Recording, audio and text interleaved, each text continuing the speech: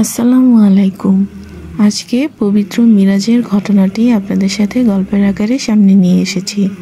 এটি পবিত্র মিরাজের ঘটনা।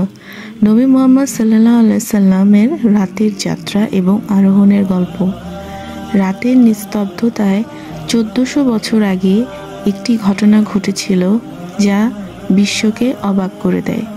এটি ছিল মানুষের কল্পনার বাইরের একটি যাত্রা। এটি ছিল মদিনায় হিজরতের আগের বছর, নবীর জন্য একটা কষ্টের সময়। তিনি উপহাস, প্রত্যাখ্যান এবং ক্ষতির সম্মুখীন ছিলেন তখন। এক রাতে যখন তিনি কাবার কাছে বিশ্রাম নিচ্ছিলেন, প্রধান দূত জিবরাইল আলাইহিস সালাম আবির্ভূত হলেন। তার সাথে একটি অলৌকিক প্রাণী বুরাক নিয়ে এসেছিলেন। বুরাক কোনো সাধারণ প্রাণী ছিল না, এটি একটি গাধার চেয়ে বড়, একটি খচ্চর থেকে ছোট, চকচকে সাদা এবং বিদ্যুতের মতো দ্রুত ছিল। জিবরাইল আলাইহিস সালাম নবীকে ইশারা করলেন বুরাকে আরোহণের জন্য, কারণ যাত্রা শুরু হতে চলেছে। যাত্রার প্রথম অংশ ইসরা নামে পরিচিত। নবীকে মক্কা থেকে একটি পবিত্র গন্তব্য জেরুজালেমের মসজিদ আল আকসায় নিয়ে গিয়েছিলেন। কুরআনে এই মুহূর্তটি বর্ণনা করা হয়েছে এভাবে: মহিমান্বিত সেই ব্যক্তি যিনি তার বান্দা মুহাম্মদ সাল্লাল্লাহু আলাইহি সাল্লামকে রাতের বেলায় পবিত্র মসজিদ থেকে দূরতম মসজিদে নিয়ে গিয়েছিলেন, যার চারপাশে আমি বরকত দান করেছি, যাতে আমি তাকে আমার কিছু নিদর্শন দেখাতে পারি। নিঃসন্দেহে তিনি সব শ্রবণকারী, সব দেখেন। মসজিদ আল আকসায় মহানবী হযরত মুহাম্মদ সাল্লাল্লাহু আলাইহি সাল্লামকে আল্লাহর সকল রাসূলগণ অভ্যর্থনা জানান। তারা মুহাম্মদ সাল্লাল্লাহু আলাইহি সাল্লামের সাথে একসাথে নামাজ আদায় করেছিলেন। ইমাম হিসেবে তাদের নেতৃত্ব দিয়েছিলেন আমাদের প্রিয় নবী। চূড়ান্ত রাসূল হিসেবে তার মর্যাদা সকল সময় জুড়ে আল্লাহর বার্তার একতার প্রতীক। যাত্রার দ্বিতীয় অংশ ছিল জান্নাতে আরোহণ।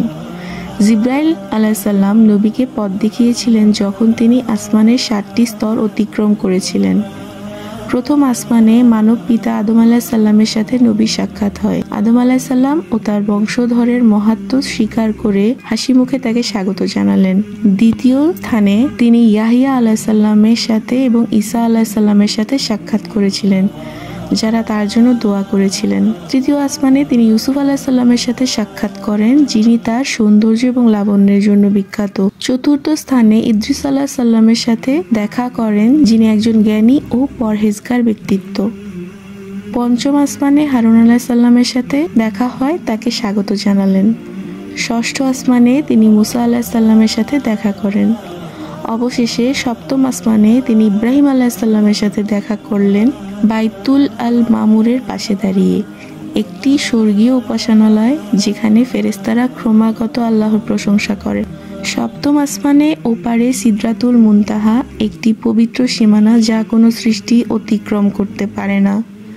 এখানে নবী মুহাম্মদ সাল্লাল্লাহু আলাইহি সাল্লাম আল্লাহর মহিমা ও ক্ষমতার নিদর্শন ও মানুষের বোধগম্যতার বাইরের দৃশ্য প্রত্যক্ষ করেছেন। এখানেই আল্লাহর নবী অনুসারীদের জন্য দৈনিক 50 ওয়াক্ত নামাজের নির্দেশ দিয়েছিলেন। নবী মুসার সাথে দেখা করেন, যিনি তাকে হ্রাস করার জন্য পরামর্শ দেন। আল্লাহর অসীম রহমতে নামাজ দৈনিক 5টি কমিয়ে আনা হয়েছিল, তবুও 50টির মতন সওয়াব ছিল। এটি ইসলামের একটি স্তম্ভ স্থাপন করেছে, বিশ্বাসীদের সরাসরি তাদের স্রষ্টার সাথে সংযুক্ত করেছে। ভোর যত ঘনিয়ে আসছে, নবী মক্কায় ফিরে আসেন। পুরো যাত্রা অকল্পনীয় দূরত্ব বিস্তৃত হয়েছিল মাত্র এক রাতে। নবী যখন তার সফরের কথা বর্ণনা করলেন, তখন কুরাইশরা, যারা তার বার্তা নিয়ে সন্দিহান ছিল, তারা তাকে ঠাট্টা করে। তারা প্রমাণ দাবি করে আল্লাহ নবীকে উত্তর দিতে সক্ষম করেছিলেন। তিনি তার যাত্রাপথে যে কাফেলাগুলো অতিক্রম করেছিলেন তার বর্ণনা দিতে এবং জেরুজালেমের বিবরণ, যা তিনি আগে কখনো জাননি। এমনকি নবী সাল্লাল্লাহু আলাইহি সাল্লামের নিকটতম সঙ্গী আবু বকর ঘটনাটি শুনে অবিলম্বে তার সত্যতা নিশ্চিত করেছিলেন। তিনি তখন সিদ্দিক, সত্যবাদী উপাধি অর্জন করেন। ইসরা ও মিরাজের গল্প একটি অলৌকিক ঘটনা। এটা আল্লাহর ক্ষমতার প্রমাণ, তার রাসূলের সত্যবাদিতা ও ঈমানের ভিত্তি হিসেবে প্রার্থনার গুরুত্ব। আশা করছি আজকের এই মিরাজের ঘটনা আমি আপনাদের মাঝে সংক্ষেপে উপস্থাপন করতে পেরেছি। ইনশাআল্লাহ পরবর্তীতে এরকম আরও ইসলামিক ভিডিও নিয়ে আবারও সামনে আসব। তাই আমার চ্যানেলটি